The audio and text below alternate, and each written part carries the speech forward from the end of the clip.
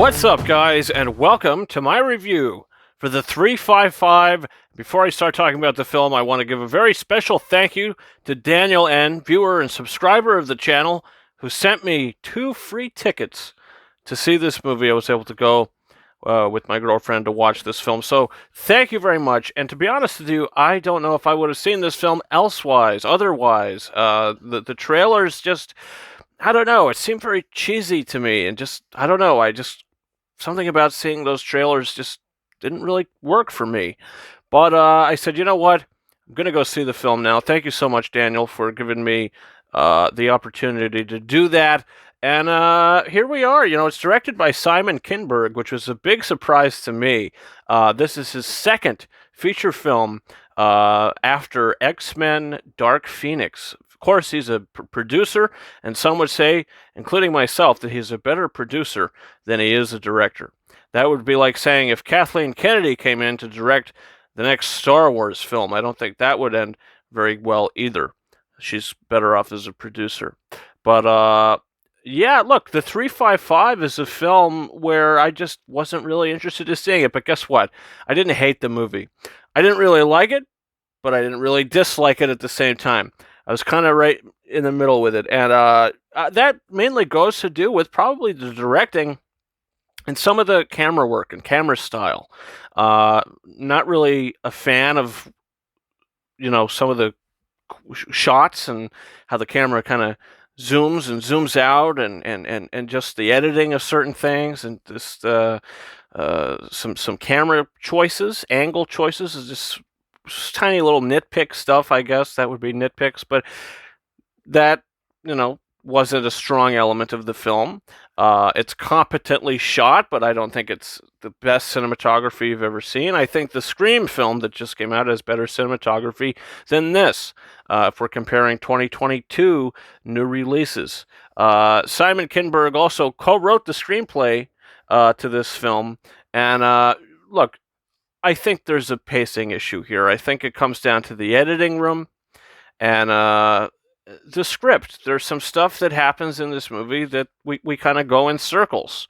The first half of it, I'm not going to lie to you, was pretty boring for me anyway. I don't think the pacing was very good. It wasn't done in a very interesting way. Things just kind of get set up in the most organic, basic way they could, and when all these characters come together, we have Jessica Chastain in this. She plays the lead character of this sort of female group that comes together to take down this horrible, mean, bad organization, as the film calls them, the bad guys. I wasn't even sure who these bad guys were a lot of the time, but they have to get this device. It's another device that we have to get, and it's another MacGuffin of this technology, you know what I mean? So it's nothing that we haven't seen before. Diane Kruger from the National Treasure films is also in this, and she's given some, I don't know, I wouldn't say she's given a lot of depth, but she's given probably the most depth.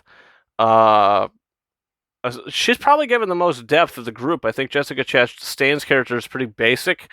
I think Lupita Nyong'o's character is pretty basic as well. There's really nothing interesting going on. Entertaining characters and good performances, but very, very basic when it comes to the writing for them. Also, Penelope Cruz, she's kind of the damsel in distress, but she can kind of hold her own when she has to, but she whines and cries about it a lot of the time, and she doesn't want to be part of the action. The character kind of got like, I don't know, it's like she didn't fit a lot of the time, but towards the end of the film, she kind of holds her own, but at the same time, you're wondering why, I don't know, it's going to get into spoiler territory, and I don't want to do that. But look, the acting, fine. Some of the characters, just not very interesting. I think Diane Kruger should have been the lead of this film, other than Jessica Chastain. I think that character, if we got, you know, her perspective of the story from her eyes, I think that would probably been the best aspect of it. I think they should have refocused. I just think the screenplay is really mediocre here, and the directing is really nothing special about that either. Also, who else do we have in this? We have the Winter Soldier himself in this film, Sebastian Stan, and it was very, how do I say, predictable with what they did with his character. So something sort of happens and another thing happens. I said, wow, I just kind of called this in my head, and here we go. Like, this is just taking all the cliched paths. There's really nothing special about the film. It is moderately entertaining. You can watch it and be entertained by some of the sequences, and the acting is good, like I said.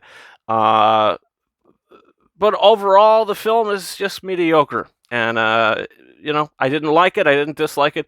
It's right in the middle for me. And I'm going to give the 355 a 3 out of 5 stars. I'm very indifferent to the film. If I never see it again, I'll never see it again. If I see it again, I see it again. I'm not too worried about it. But, yeah, that's my thoughts on it.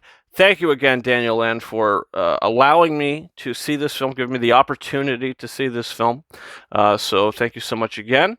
Guys, comment your thoughts down below. Did you see this movie? What did you think about it if you did see it? This is the official first new release of 2022, so I am like a week or two late to the party on this one. Nothing really of note comes out this weekend. Something about a mermaid or something I was reading about. But yeah, also don't forget to hit that subscribe button for our weekly live show. We weren't able to have a show this past Wednesday, but guess what? We're back strong next Wednesday with some digital copy codes. Last Night in Soho, Requiem for a Dream, Dune, and whoever else who knows what English is these days. What am I saying? But it's very late when I'm shooting this review. But I wanted to do it. I wanted to get it up tonight for you guys. So that's my thoughts on the 355. You can follow me on Twitter at RyanKing72 and on Instagram at KingArises131. More on those in the description of this video. And guys, that's been it for me. Thank you so much for watching my review for the 355. And until next time, over and out.